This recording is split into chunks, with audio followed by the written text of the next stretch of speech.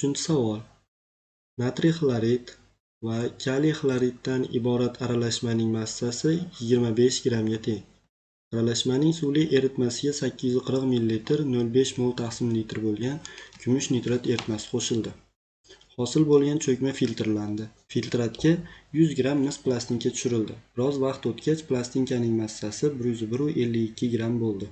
Dastlabki aralashmadagi osh tuzining massa ulushini toping. Demak, birinchi ish.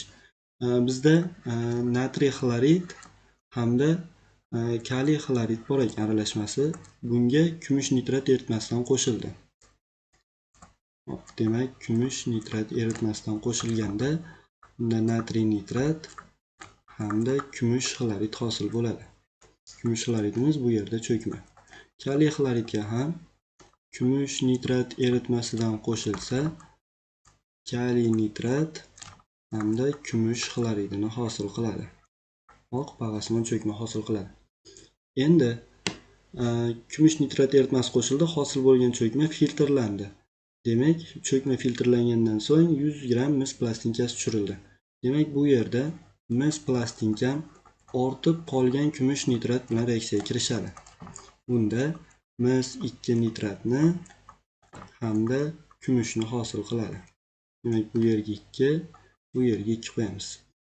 Endi biroz vaqt o'tgach plastinkaning massasi 152 gramm bo'ldi.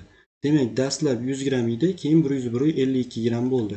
Shunda plastinka massasi 1,52 grammga ortyapti. Demak, kumushning massasi 216 gramm, misning massasi esa 64 gramm.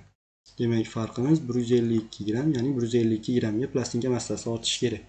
Shunda 2 mol kumush nitrat reaksiyaga kirishganda 152 grammga plastinka massasi ortar ekan. 1,52 ga ortishi uchun 0,02 mol reaksiyaga kirishi kerak. Endi kumush nitratning massasi modda miqdorini aniqlab olamiz. Ya'ni 840 ml-imizni avval litrga o'tkazamiz, ya'ni 0,84 litr bo'ladi. Demak, 0,84 litr. Endi buni 0,5 ga ko'paytiradigan bo'lsak, modda miqdori kelib chiqadi. 0,84 da ko'paytiramiz 0,5. Demak, 0,42 mol kumush nitratdan qo'shilgan. Bundan 0,02 esa plastinka bilan reaksiyaga kirishgan, ya'ni mis plastinkasi bilan. Demak, 0,02 ni ayirib yuboradigan bo'lsak, bunda qoladi 0,4 mol. Shunda 0,4 molimiz natriy xlorid hamda kaliy xlorid bilan reaksiyaga kirishgan. Endi natriy xloridni x mol, kaliy xloridni esa y mol deb olsak. Shunda kumush nitrat bilan biriga bir reaksiyaga kirishgani uchun x ga x mol kumush nitrat reaksiyaga kirishadi. Bunda ham y mol. Demak, endi tenglama tuzib olamiz. Natriy xloridning molyar massasi 58,5. Demak, 58,5x plus bu yerda kaliy xloridining massasi bo'lsa 74,5. 74,5 y.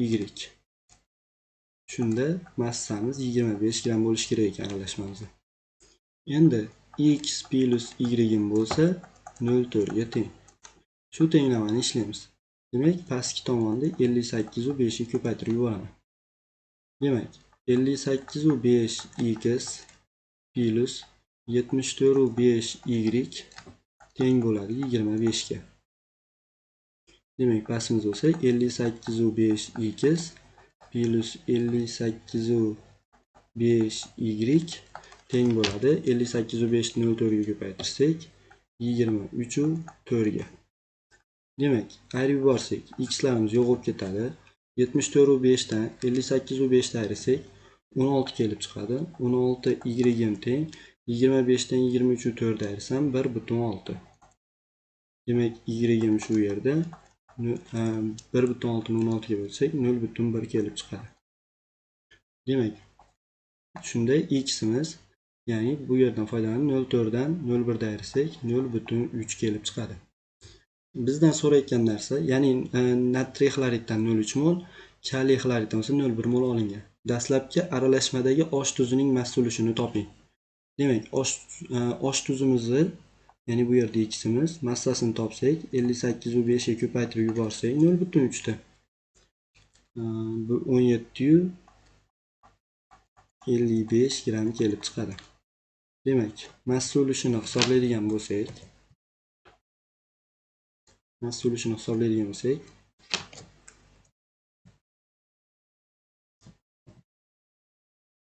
1755 ni bo'laman jami massa 25 grammga. Demak, 25 ga bo'lsam 0,702 kelib chiqadi. Massa ulushi demak 0,702. Shunda to'g'ri javobimiz A javob bo'ladi. Demak, to'g'ri javob bu yerda A javob.